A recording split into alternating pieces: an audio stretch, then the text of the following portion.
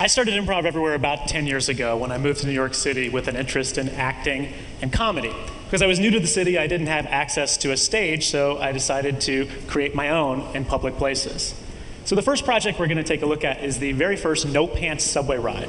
Now this took place in January of 2002, and this woman is the star of the video. She doesn't know she's being filmed. She's being filmed with a hidden camera. This is on the 6 train in New York City. And this is the first stop along the line. These are 2 Danish guys who come in and sit down next to the hidden camera. And that's me right there in a brown coat. It's about 30 degrees outside. I'm wearing a hat. I'm wearing a scarf. And the girl's gonna notice me right here.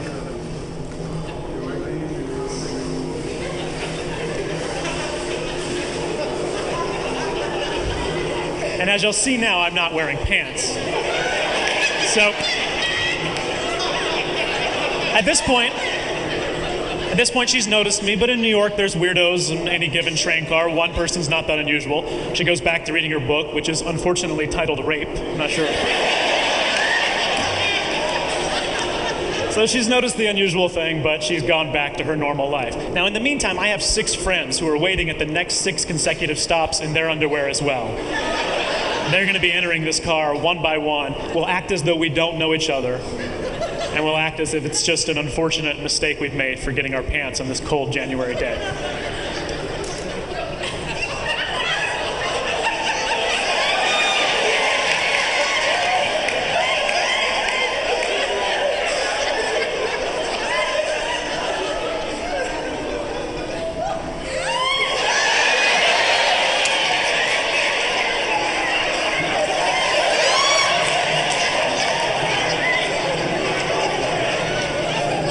So at this point, she decides to put the rape book away.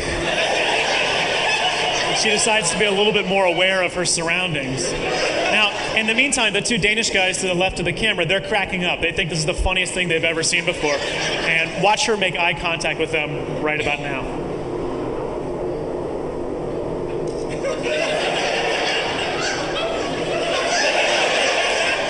I love that moment in this video because before it became a shared experience, it was something that was maybe a little bit scary or something that was at least confusing to her.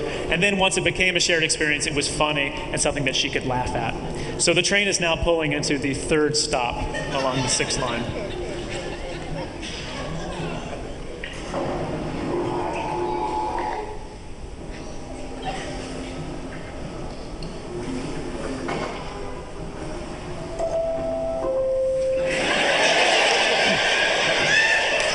So the video won't show everything. This goes on for another 4 stops. A total of 7 guys enter anonymously in their underwear.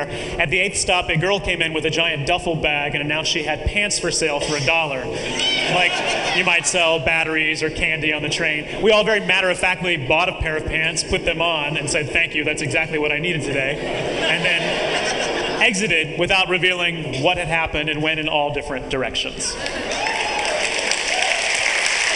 Thank you. So that's a still from the video there, and I love that girl's reaction so much, and watching that videotape later that day inspired me to keep doing what I do. And really one of the points of Improv Everywhere is to cause a scene in a public place that is a positive experience for other people. It's a prank, but it's a prank that gives somebody a great story to tell. And her reaction inspired me to do a 2nd annual No Pants Subway Ride, and we continue to do it every year. This past January, we did the 10th annual No Pants Subway Ride, where a diverse group of 3,500 people rode the train in their underwear in New York, almost every single train line in the city, and also in 50 other cities around the world, people participated. As I started taking improv class at the Upright Citizens Brigade Theater and meeting other creative people and other performers and comedians, I started amassing a mailing list of people who wanted to do these types of projects so I could do more large-scale projects. Well, one day I was walking through Union Square and I saw this building, which had just been built in 2005. And there was a girl in one of the windows, and she was dancing. And it was very peculiar because it was dark out, but she was backlit with fluorescent lighting, and she was very much on stage. And I couldn't figure out why she was doing it. After about 15 seconds, her friend appeared. She had been hiding behind a display, and they laughed and hugged each other and ran away. So it seemed like maybe she had been dared to do this. So I got inspired by that, looking at the entire facade. There were 70 total windows, and I knew what I had to do. So this project is called Look Up More. We had 70 actors dressed in black. This was completely unauthorized. We didn't let the stores know we were coming. And I stood in the park giving signals. The first signal was for everybody to hold up these 4-foot-tall letters that spelled out Look Up More, the name of the project. The second signal was for everybody to do jumping jacks together. You'll see that start right here. And then we had dancing. We had everyone dance, and then we had dance solos where only one person would dance and everybody would point at him.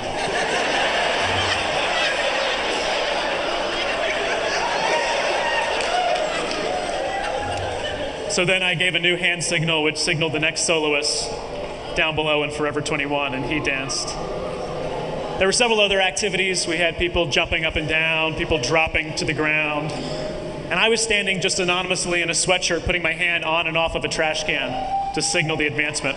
And because it was in Union Square Park, right by a subway station, there were hundreds of people by the end who stopped and looked up and watched what we were doing.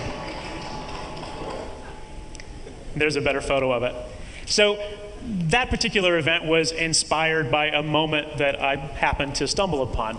The next project I want to show was given to me in an email from a stranger.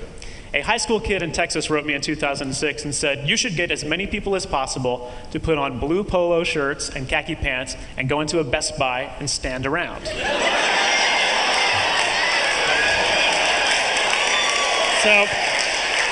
I wrote this high school kid back immediately, and he said, yes, you are correct. I think I'll try to do that this weekend. Thank you. So here's the video. So again, this is 2005. This is the Best Buy in New York City. We had about 80 people show up to participate, entering one by one. We had, there was an 8-year-old girl, a 10-year-old girl. There was also a 65-year-old man who participated. So it was a very diverse group of people. And I told people, don't work, don't actually do work, but also don't shop. Just stand around and don't face products. Now you can see the regular employees by the ones that have the yellow tags on their shirt. Everybody else is one of our actors. The lower level employees thought it was very funny, and in fact, several of them went to go get their camera from the break room and took photos with us. A lot of them made jokes about trying to get us to go to the back to get heavy television sets for customers. The managers and the security guards, on the other hand, did not find it particularly funny. You can see them in this footage. They're wearing either a yellow shirt or a black shirt. And we were there for probably about 10 minutes before the manager decided to dial 911. So they started running around telling everybody that the cops were coming, watch out, the cops are coming. And you can see the cops in this footage right here. That's a cop wearing black right there being filmed with a hidden camera. Ultimately, the police had to inform Best Buy management that it was not in fact illegal to wear a blue polo shirt and khaki pants.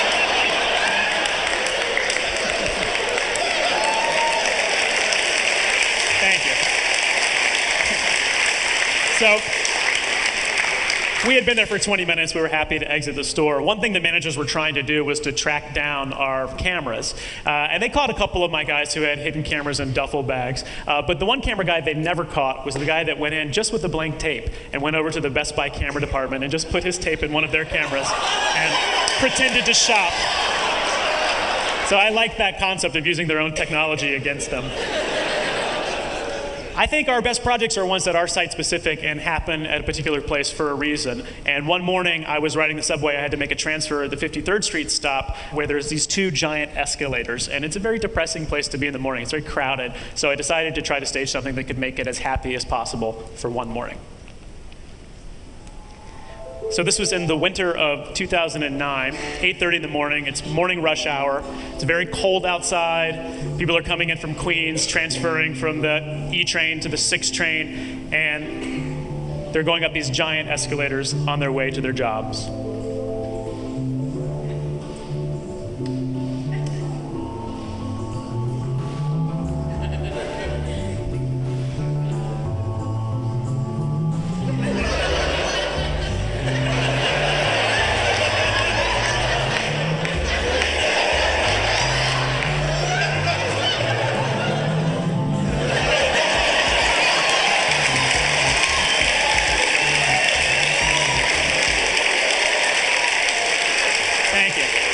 there's a photograph that illustrates it a little bit better. He gave 2,000 high fives that day, and he washed his hands before and afterward, and did not get sick. And that was done also without permission, although no one seemed to care.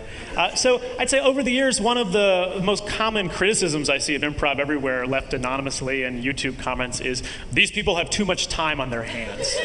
And, you know, not everybody's going to like everything you do, and I certainly have developed a thick skin thanks to internet comments, but that one's always bothered me because we don't have too much time on our hands. The participants in Improv Everywhere events have just as much leisure time as any other New Yorkers. They just occasionally choose to spend it in an unusual way.